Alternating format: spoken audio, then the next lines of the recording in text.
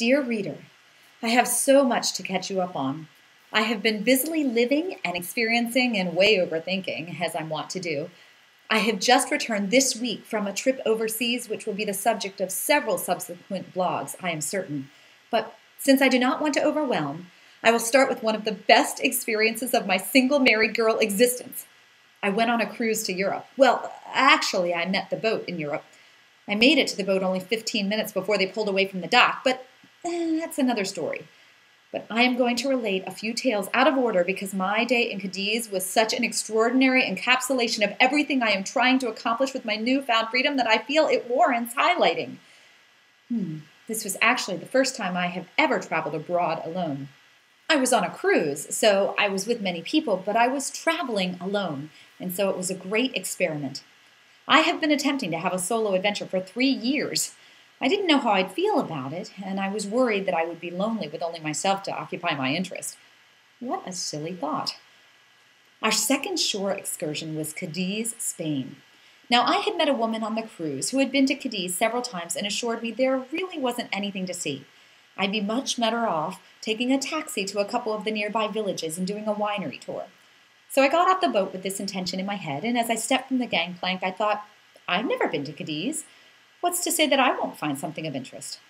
I spotted a hop-on, hop-off bus depot just beyond the port and made a beeline, this being my only plan of attack for the day. So €15 later, I am off on my single-day adventure in Spain. I toured around for about half an hour on the bus when I got the feeling I should disembark at the castle. I don't know why, but I followed my gut to the street. The castle was beautiful, with a long walkway which went out several hundred yards into the Sea of Cadiz. To the right, a little seaport of brightly colored fishing boats. To the left, fishermen and swimmers, and just below the sea, a Roman street. I walked all the way out to the castle, which was closed for renovations, all the while taking pictures of the water, the swimmers, the fishermen. I caught the eye of a swimmer, smiled and waved, and continued on.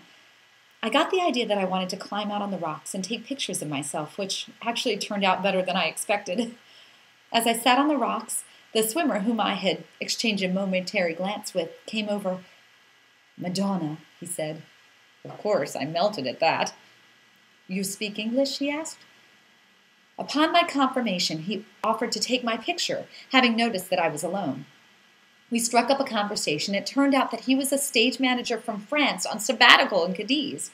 He was in love with the city and all too happy to share with a stranger all the joys of this little sea town. He tells me about the bar I should visit and the restaurant where I can get the freshest fish in Cadiz. He points to the fishermen and says they're fishing for the restaurant he is recommending. We took out my map, and he shows me about where the bar is and says they open about 1 p.m. It was around 11 a.m., so I thanked him and headed on my way, got back on the bus, and continued my little tour. Lunched back on board the ship, and about 1:30 I decided to try and find the bar that he had told me about.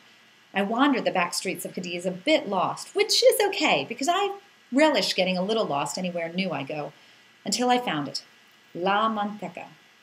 I walked in and say with my very limited Spanish, "Recomando de Gigi?" "Ah, Gigi!" went the cry. It was like the Spanish Cheers. And in fact, it turns out this is a famous bar in Cadiz, owned by a former matador, so the bar is filled with bullfighting memorabilia. I ordered my vino rojo de casa and a couple of tapas off the menu. I recognized chorizo and bonito. It's actually a fish, though I ordered it because I thought it meant beautiful man, and that seemed like a great idea at the time. I also ordered cheese, which required explanation and gesticulation since I forgot that queso means cheese. So I was sitting, enjoying my wine and tapas, and taking in the sights and sounds that La Manteca had to offer when in walks Gigi. The room once again fills with choruses of "Gigi! Hola, mi amigo! Bueno!" I raise my eyes and give a wave. He smiles and walks over and begins to introduce me to everyone in the bar, all of whom he knows. We sit and chat until I finish my tapas and he finishes his drink, and then he asks me if I still want to go to the restaurant for the fish. Well, he has yet to steer me wrong, so I happily agree, and we set off. The restaurant is but a block away, so he says he will walk me over and translate to the owner, who is a friend of his. And then he sits down. We are joined by the famous flamenco guitarist whom I previously met at the bar. his female companion, and her angry little dog. The restaurant owner gives a quick chorus of a lovely Spanish strain to the guitarist, and they start to talk. I follow much of the conversation until at once they all laugh and look at me. My new acquaintance says he will translate.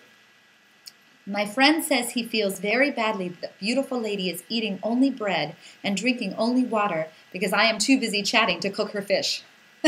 We all laugh again, and he heads into the kitchen, returning with the best fish I have ever tasted. As we continue, Gigi looks at his phone, then my watch, and asks, "What time did you say you had to be back?"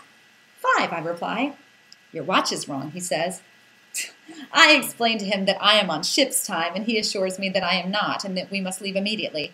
In fact, I will not make it if I take the bus, so he offers to walk me back to the ship as he knows a shorter route. I apologize for completely disrupting his day, and he just laughs and says if I miss the boat, we will take his car to Lisbon in the morning.